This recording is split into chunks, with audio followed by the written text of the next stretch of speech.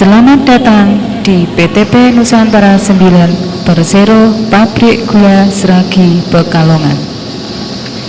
Inilah selayang pandang profil pabrik gula Seragi yang terletak di Kelurahan Seragi, Kecamatan Seragi, Kabupaten Pekalongan, lebih kurang 17 km ke arah barat kota Pekalongan. Pabrik gula Seragi didirikan pada tahun 1836 di atas tanah seluas 141.270 meter persegi oleh NV Kultur Mill Mas yang memproduksi gula dengan mengalami rehab yang pertama pada tahun 1928 dan rehab kedua pada tahun 1977. Kapasitas giling 31.500 kuintal tebu per hari. Sementara data tersebut terbesar di Jawa Tengah. Pabrik gula Seragi dipimpin oleh seorang administrator, yaitu Bapak Gatot Kusetiadi BSc, yang dibantu oleh 4 kepala bagian, yaitu kepala tanaman, kepala instalasi, kepala pengolahan, dan kepala administrasi keuangan dan umum.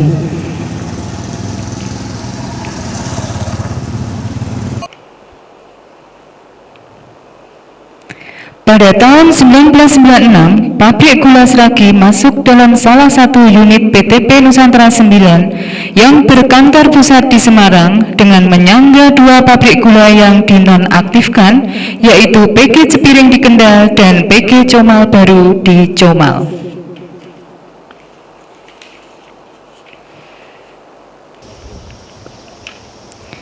Dalam rangka meningkatkan produktivitas, dilakukan re-engineering tanaman tebu dengan rekayasa agroinput yang diharapkan dapat menghasilkan 1.500 sampai 2.000 kuintal tebu per hektar, yang semula dengan pola tanam tradisional menghasilkan 600 sampai 800 kuintal tebu per hektar.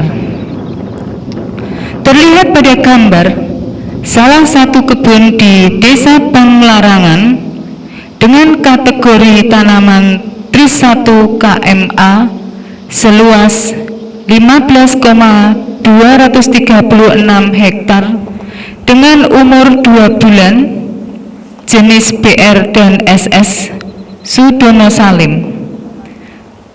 Dengan pola tanam re-engineering dan terobosan atau inovasi baru di PG Seragi, berharap dapat menghemat lahan dengan hasil tebu yang lebih banyak. Di sini terlihat pula pada gambar salah satu contoh kebun tebu di Desa Losari dengan umur yang sama yang terlihat pada gambar tadi, yang belum menggunakan pola tanam re-engineering. Tanpa perawatan ekstra dengan pola tanam tradisional tersebut, kebun tebu pertumbuhannya tidak teratur. Wilayah kerja PG Seragi pada tahun masa tanam 2007-2008 terdiri dari 6 kabupaten, yakni Kabupaten Pemalang, Pekalongan, Batang, Kendal, Semarang, dan Purbalingga. Dengan pola tanam tradisional, kebun tersebut akan menghasilkan 600 sampai 800 kuintal tebu per hektar. Dapat kita lihat pula tanaman tebu dengan jarak yang jarang, terlihat gotnya kotor, dangkal, penuh rumput, dan dan semua itu tidak memenuhi standar teknis penanaman tebu.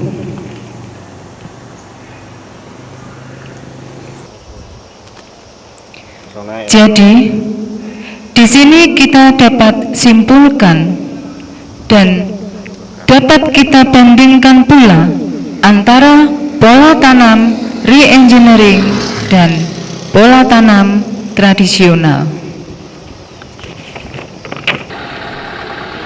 Mari kita ikuti bersama proses pengolahan tebu menjadi gula di pabrik gula Sragi. Tebu dari kebun diangkut memakai truk, yang mana truk tersebut sudah ditara kosong. Jadi di sini masuk di jembatan timbang untuk ditimbang. Dengan tara yang sudah dilakukan, maka akan terisi nanti berapa bobot tebu tersebut. Kurang lebih bobot tebu tersebut satu truk ada yang 55 kuintal, ada yang 60 kuintal. Selanjutnya tebu dari truk diangkat memakai kren, dipindahkan ke lori-lori tebu. Adapun lori-lori tebu di sini telah disiapkan sebanyak 1.200 buah lori untuk memenuhi kapasitas giling 31.500 kuintal per hari. Diharapkan tebu ini nanti sisanya hanya cukup 10.000 kuintal saja, sehingga untuk batasan tebang di sini betul-betul diperhitungkan agar tidak terjadi tebu wayu. Selanjutnya, setelah ada 10 sampai 12 lori, tebu tersebut didorong ke emplasemen dalam. Di sini sangat diperlukan, di mana dengan cara FIFO, yaitu first in first out, yang mana tebu yang datang dahulu akan digiling dahulu. Di sini terlihat loko-loko uap ini buatan, ada yang 1930, ada yang 1928, masih terawat dengan baik karena tenaga-tenaga ahli yang ada di pabrik gula Sragi di bagian instalasi. Bisa dilihat kekuatan loko uap untuk mendorong 10 sampai 15 lori bermuatan tebu kira-kira 50 kuintal. Di sini dapat dilihat ini adalah contoh tebu terbakar dan tebu wayu. Ini menyulitkan proses, dan ini adalah contoh tebu yang bagus, bersih, segar, dan manis. Harapannya ini kadar gulanya tinggi. Kalau sudah terjadi seperti ini, maka kadar gula akan turun, sehingga diistilahkan rendemannya rendah. Contoh seperti ini juga tidak baik, yaitu banyak sogolan dan pucuan yang terbawa di dalam pabrik. Bisa dibandingkan contoh tebu yang bagus dan contoh tebu yang jelek. Ini juga pucuan tebu akan mengganggu proses, yaitu akan terjadi pewarnaan pada gula. Jadi gula nanti akan berwarna lebih coklat. Mari kita ikuti proses penggilingan tebu di stasiun gilingan. Diawali dari tebu di dalam lori, diangkat memakai kren tebu, dijatuhkan di meja tebu. Selanjutnya berurutan lori per lori dimasukkan ke krepyak tebu. Adapun alasannya lori per lori ini untuk memudahkan analisa lori per lori, di mana satu kepemilikan bisa dianalisa satu persatu. Selanjutnya ini adalah cacahan tebu yang akan masuk ke gilingan pertama. Cacahan tebu belum keluar niranya, hanya terbuka sel-sel tebunya. Ini dibawa dengan elevator, kemudian masuk gilingan 1. Di gilingan 1 cacahan tebu tersebut diperah, akan keluar niranya dan keluar ampas gilingan 1. Selanjutnya ampas gilingan 1 tersebut akan digiling di gilingan nomor 2. Nira hasil gilingan 1 dan nira hasil gilingan 2 disaring melalui DSM screen. Selanjutnya lewat talang-talang nira yang terbuat dari tembaga ini disebabkan untuk membunuh jasad renik yang itu sifat oligodinamis. Nira gilingan 1 dan nira gilingan 2 dicampur. Di sini dinamakan nira mentah. Nira mentah ini yang akan diolah nanti akan menjadi gula. Ini masih kotor sekali. Jadi di pabrik gula Seragi ini ada 4 roll gilingan, yaitu gilingan 1, gilingan 2, gilingan 3, dan gilingan 4. Masing-masing akan mengeluarkan ampas dan niranya. Gilingan 1 dan 2 ini niranya nanti dicampur tadi. Untuk gilingan 3 dan 4 niranya digunakan sebagai imbimbisi ampas di depannya. Maksudnya imbimbisi di sini yaitu agar nira dalam ampas itu bisa terperah dengan bagus. Untuk ampas mau masuk gilingan 4 ini ditambah air imbimbisi juga untuk pemerahan tadi. Kemudian untuk niranya dicampur desinfektan sebagai pembunuh jasad renik atau bakteri. Ampas gilingan 4 lewat final carrier masuk ke konveyor ampas. Selanjutnya dikirim ke reclaimer untuk digunakan bahan bakar di stasiun boiler. Stasiun boiler akan menghasilkan tenaga uap. Selanjutnya tenaga uap tersebut digunakan untuk menggerakkan turbo alternator sebagai penghasil power listrik. Nira mentah tadi kemudian ditimbang di timbangan Bologne dengan kapasitas 1 kali timbang 57 kuintal. 1 jam ini terjadi siklus penimbangan kurang lebih 23 sampai 25 kali untuk memenuhi kapasitas 31.500 kuintal per hari. Selanjutnya untuk pemurnian di pabrik gula Seragi menggunakan sulfitasi alkalis, sehingga di sini membutuhkan gas belerang. Gas belerang di sini dibakar di RSB, yaitu rotary sulfur burner, di mana di sini terjadi pembakaran belerang dengan cara berputar. Selanjutnya gas tersebut akan dikirim sebagai bahan pemurnian. Nira mentah tersebut dipanaskan terlebih dahulu di juicer 1 dengan panas 75 derajat Celcius dengan tujuan mematikan jasad renik dan bakteri dan mempersiapkan reaksi dengan susu kapur dan gas belerang nanti. Di sini terlihat pada defekator 1 ditambah dengan susu kapur sampai pH 7 atau netral. Selanjutnya di defekator 2 pH sampai 8,5 dan defekator 3 ditambah susu kapur sampai 9,5. Harapannya semua kotoran bisa terkumpul atau terendapan nanti.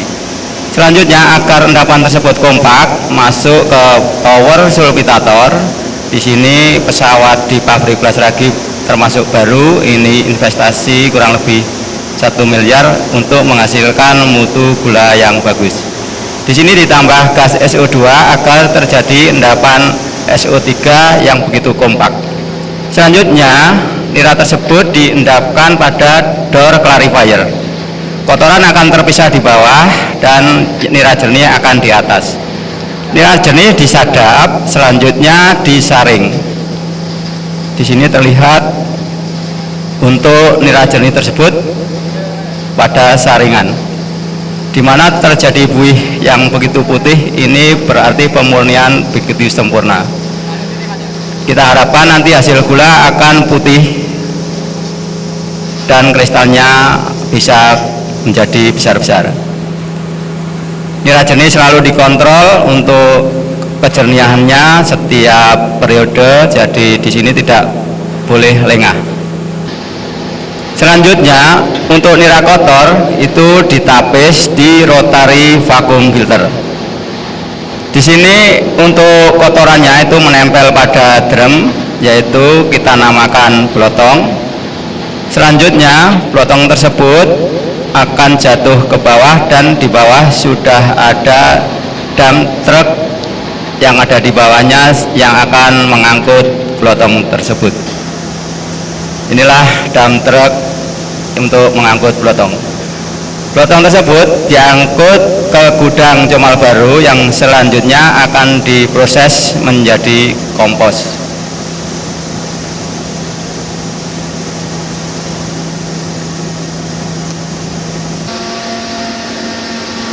Nira jernih yang telah disaring tadi ditampung pada bak nira jernih atau clear juice tank. Selanjutnya airnya diuapkan di stasiun evaporator atau stasiun penguapan. Hasil yang didapat adalah air embun dan nira kental. Nira kental dengan kepekatan kurang lebih 60 derajat Brix. Ini untuk dipersiapkan nanti di stasiun kristalisasi menjadi kristal-kristal gula yang bagus. Disinilah terlihat untuk stasiun kristalisasi atau istilahnya kalau di pabrik gula Sragi itu stasiun masakan. Nira kental tersebut akan dikristalkan. Ini contoh yang sudah dikristalkan, di mana tukang masak di sini berperan aktif dengan cara yang seni yang tinggi untuk pengamatan kristal. Diharapkan hanya 3 macam kristal saja yang diizinkan, sehingga kalau terjadi kristal palsu akan dicuci dengan air, sehingga kristal palsu tersebut akan lebur kembali, dan diharapkan 3 macam kristal saja yang bisa dipertahankan. Setelah masak tua, artinya yaitu kristal sudah besar, selanjutnya untuk larutannya itu sudah sedikit, maka dianggap masak sudah tua dengan volume tertentu yaitu 375 hektoliter. Masakan siap diturunkan. Selanjutnya masakan diturunkan di moyang-moyang masakan untuk menunggu diputer di stasiun puteran, yang mana di stasiun puteran akan dipisahkan antara kristal dengan larutannya. Kemudian untuk masakan D, yaitu yang terdiri dari beberapa strop A, strop B, dan clara D, akan diputar di low grade Vogel, yaitu putaran D. Putaran pertama menghasilkan gula D1 dan tetes. Selanjutnya untuk mengantisipasi tebu yang homogenitasnya rendah, maka di pabrik gula Sragi dilaksanakan inovasi pada teknologi yaitu merubah bibit masak D dari fondan menjadi N-wood. Di sini sangat terlihat hasilnya, yaitu di peralatan itu cukup bagus, tidak banyak yang rusak. Di mutu kristal juga bagus, kasar dan kering, sehingga nanti nilai jual untuk kristal gula di pabrik gula Sragi akan menjadi lebih tinggi. Di sini terlihat putaran D itu banyak tidak ada kerusakan. Tadi masakan A yang sudah menunggu di moyang kemudian ditransfer ke distributor, selanjutnya diputer di putaran A. Di sini dipisahkan antara kristal dengan larutannya. Terlihat di sini gula-gula tersebut akan menempel di basket yang dikumpliti dengan saringan. Selanjutnya dicuci dengan air panas sekitar 55 derajat Celcius. Harapannya larutan yang ada atau menempel itu bersih. Jadi gula menempel pada basket, sedangkan setrup keluar lewat lubang bawah. Setrup tersebut tidak dibuang, akan tapi direproses lagi menjadi masakan yang grade-nya di bawahnya.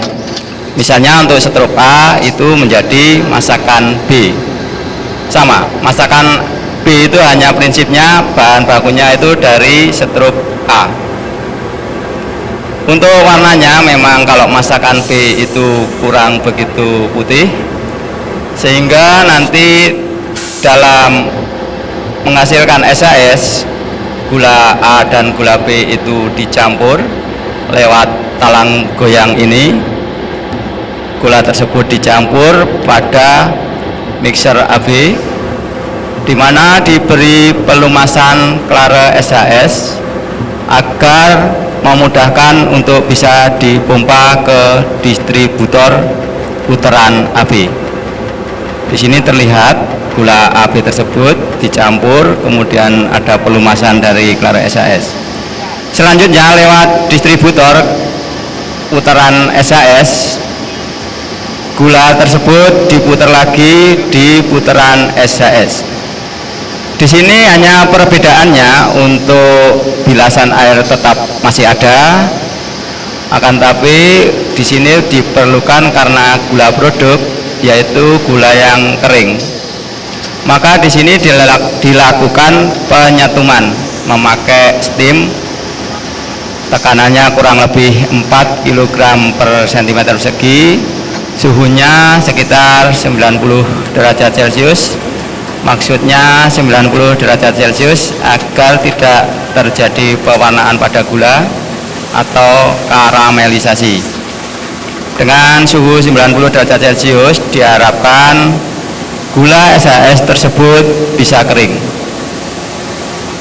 Di sini untuk pengaturan bilasan air, penyetuman itu dilakukan dengan timer dan full automatic. Jadi tenaga kerja di sini tidak payah sekali, hanya mengawasi di sini. Ini di sini terjadi penyetuman, terlihat itu ada asap yang keluar agar gula-gula tersebut kering. Gula SAS akan menempel pada basket pada putaran tersebut yang dilengkapi dengan saringan.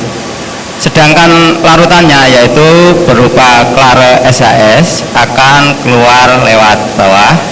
Selanjutnya klare SAS direproses lagi menjadi masakan A karena HK-nya masih tinggi. Untuk spanning ini juga diperlukan timer agar gula itu betul-betul kering. Berapa waktu yang dibutuhkan ini perlu dengan percobaan atau trial and error. Setelah ketemu untuk hasil yang bagus, maka gula akan turun lewat talang goyang tersebut masuk ke konveyor gula. Gula yang masuk ke konveyor gula melewati sugar dryer, yaitu dikeringkan lanjut agar gula tersebut kadar airnya menjadi rendah.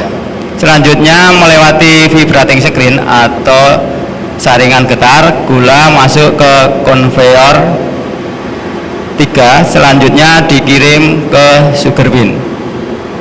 Di sini terlihat di mana konveyor gula di pabrik gula Seragi sudah menggunakan konveyor yang berwarna putih karena untuk menjaga higienitas dari bahan makan tersebut agar tidak terjadi pewarnaan dari konveyor tersebut. Dulu memang sebelumnya memakai konveyor hitam sehingga banyak luntur pada gula itu warna-warna hitam sehingga higienitasnya akan rendah. Pada tahun 2007 ini sudah dibenahi dengan memakai konveyor yang putih ini, maka higienitas dari mutu gula pabrik gula Seragi insya Allah akan menjadi lebih tinggi.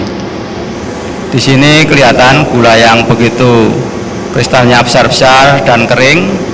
Ini kalau menurut konsumen ini sangat disenangi oleh konsumen-konsumen di Jawa Tengah, sehingga konon kabarnya ini harga jual atau harga lelang di kristalnya pabrik gula Seragi ini paling tinggi di Jawa Tengah ini. Gula lewat konveyor akan dikirim langsung ke sugar bin, di mana di sugar bin akan ditampung, jadi tidak langsung ditimbang untuk hariannya. Penimbangan gula nanti hanya dilakukan pada pagi dan siang hari saja.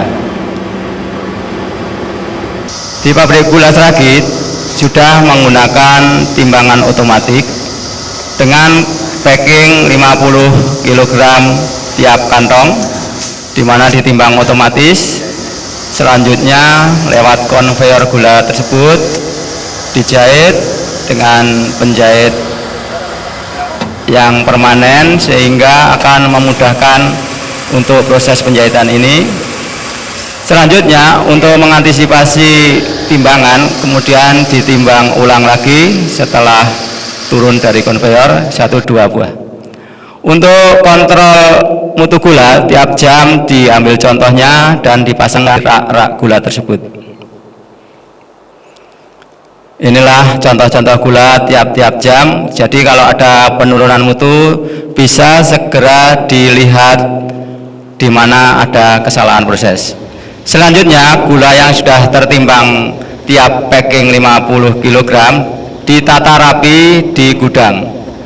Gudang pabrik gula Sragid ada 4 kapling, yaitu kapling A, kapling B, dan C serta D. Sementara ini giling 80 hari di kapling A dan B sudah penuh terisi gula, di mana saat kaplingan ini untuk stapel tingginya 30 sak. Inilah untuk kaplingan gula tersebut di kapling A dan kapling B, di mana tersusun rapi dengan ketinggian 30.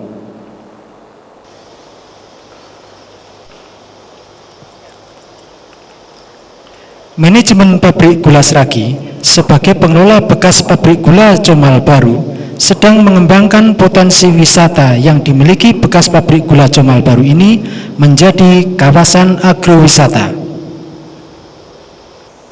Pada saatnya, kawasan ini akan menjadi tujuan akhir wisata terpadu dengan fasilitas yang cukup memadai atau one stop tourism dengan ikon CSPT, kepanjangan dari Comal The Spirit of Pantura Tourism.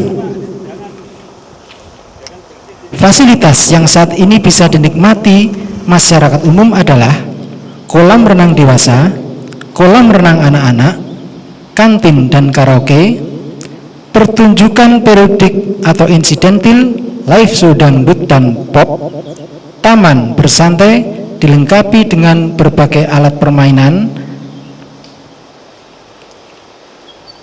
berkeliling dengan kereta kelinci. Selama ini telah terjalin kerjasama dengan berbagai tingkatan sekolah, sejak dari sekolah dasar sampai dengan SLTA sekitar kawasan Comal, dengan memanfaatkan kolam renang Comal Baru sebagai tempat berlatih olahraga berenang yang merupakan cabang olahraga wajib dalam mata pelajaran olahraga di sekolah. Di kawasan ini terdapat pula lembaga atau biro yang berskala nasional, khususnya wilayah Indonesia bagian Barat, yaitu Laboratorium Penelitian Tanah dan Tanaman atau LPT3 dan Pusat Penelitian Perkebunan Gula atau P3GI. Kedua lembaga ini disiapkan sebagai sarana wisata edukasi untuk dimanfaatkan oleh para pelajar dan mahasiswa sebagai objek riset, penelitian, dan sebagainya. Kedepan akan dibangun fasilitas outbound antara lain flying frog, panjat dinding, jembatan tali gantung, dan sebagainya. Tersedia sarana olahraga untuk umum, yaitu tenis lapangan, bola voli, bulu tangkis, tenis meja, dan lain-lain, dan sedang dipersiapkan sarana olahraga indoor untuk cabang olahraga tersebut di atas. Disiapkan pula lokomotif kuno dengan rangkaian gerbong untuk mengangkut pengunjung rekreasi berkeliling kawasan sambil menikmati pemandangan hamparan kebun tebu dan persawahan petani. Pusat oleh-oleh khas Pantura akan dibangun pula melengkapi sarana infrastruktur yang telah ada. Sekilas mengenai Comal Baru. Pada zaman penjajahan Belanda, berdiri kokoh sebuah pabrik gula di distrik Comal atau Ambel Gading dengan nama Pabrik Gula Comal. Lokasinya kurang lebih 1,5 km sebelah selatan Jalan Dendles. Pabrik gula Comal seusia dengan pabrik gula Seragi dan pabrik-pabrik gula lain di Pulau Jawa peninggalan zaman Belanda.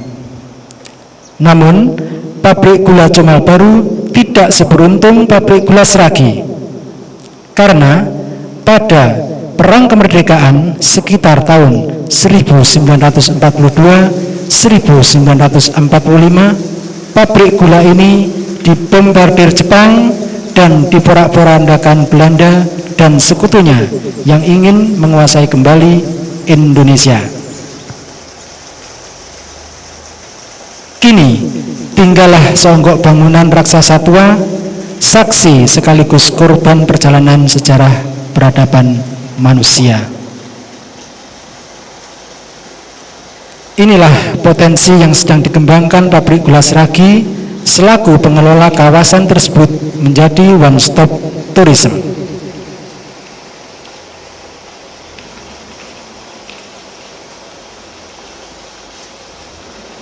Keberadaan CSPT atau Comal The Spirit of Pantura Tourism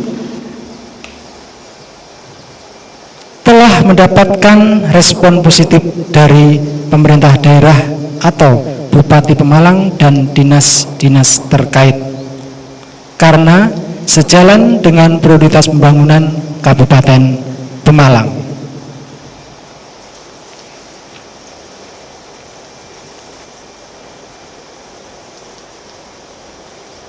Muncul, berjalan, dan suksesnya CSPT akan ikut mewarnai perkembangan pembangunan Kabupaten Pemalang yang pada akhirnya akan menuju pada kesejahteraan dan kemakmuran masyarakat.